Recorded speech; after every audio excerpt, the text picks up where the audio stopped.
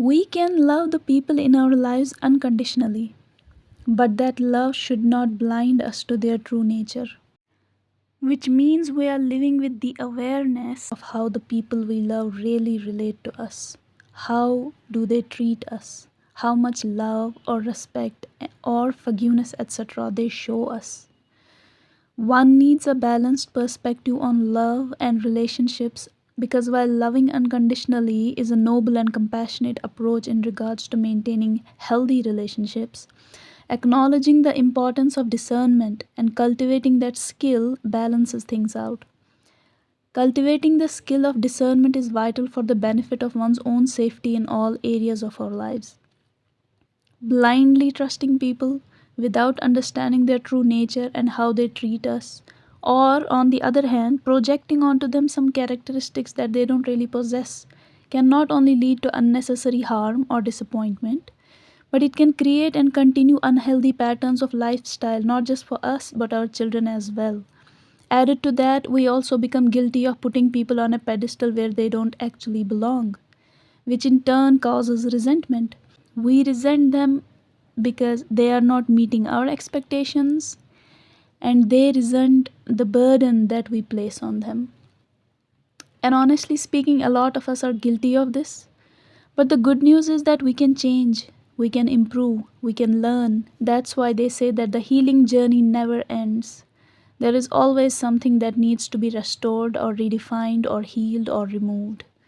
I am talking about our patterns of thinking, behavior, our responses, etc. Some of us don't even know how to respond. We have become so reactive, but we think we are being responsive. So there is a dire need to look within very carefully if we want things to get better, to heal the society. The first step is for the collective to start the journey of healing. We need to start the healing process. If we heal, we are even unintentionally healing other people around us. But if we are hurting and we are not healing, we are hurting other people around us as well, even if we don't want to hurt them. Anyway, as I was saying, not only are we burdening other people by expecting them to be something they are not capable of being in a given situation, but we are also responsible for creating illusions around ourselves by not accepting people as they really are in a given situation. I keep saying in a given situation because people can change, but change needs dedication and too much effort and help from Allah Azza wa Jal. But it's also something that not everyone is ready for because change means we need to let go of certain things, certain behaviors, certain mindsets. And a lot of people are not willing to give up those things, sometimes out of fear, sometimes out of the unknown, sometimes out of stubbornness, among other reasons. But the point is that mindfulness in relationships not only does it protect us, our children, but also helps us understand the amount of energy and effort needed to be put in a particular relationship. Because now we are grounded in reality. Now we try to see things as they are instead of projecting or casting illusions, and as a result of that, ending up disappointed or feeling betrayed.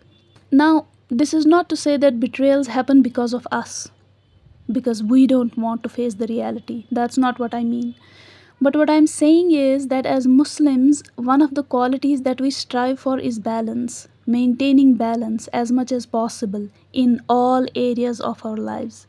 So we see the rights of a person upon us and the responsibilities that person has towards us, but that doesn't stop us from seeing the person as they are, which saves us from unnecessary pain. Because in Islam, love is guided by principles of justice and truth. Our Qur'an and the seerah of Rasulullah sallallahu alaihi wasallam and the ahadith teach us what real love is. So as I said, we see the rights of a person upon us and the responsibilities that person has towards us, but that we also see the person. How aware are they of themselves? How aware are they of the people around them that they are connected to? Do they know their rights and responsibilities? Do they know their strong and weak points? Do they know their unhealthy patterns? And even if they do, are they the kind of person that respects those rights and responsibilities? Do they have it in them to carry those characteristics within them, or do they need to learn how to be balanced? Do they know how to carry that balanced approach? What this means is that we need to be aware of the character and the behavior of those we love, ensuring that our relationships are built on mutual respect, trust, and integrity. Loving someone does not mean ignoring red flags or excusing harmful behavior. Rather, it means caring for them while also protecting our own well being. Because a lot of times, the traumas we go through, especially during childhood, they make us forget that while love is pretty awesome, yet wisdom and boundaries are necessary to maintain it in a way that benefits everyone involved. Islam teaches us the importance of discernment concerning the people that we surround ourselves with. Because not every relationship has mutual respect in it, not every relationship is based on trust, yet we have to maintain those relationships at times to some degree. There are times when we have to be around people we don't want to be around. The point is that loving people should not make us lose sight of Islam, shouldn't make us lose sight of Islamic principles. Islam teaches us what love is and what love is not, and we need to pay attention. We need to take our definitions from Qur'an and Sayyidina Rasulullah sallallahu alaihi wasallam.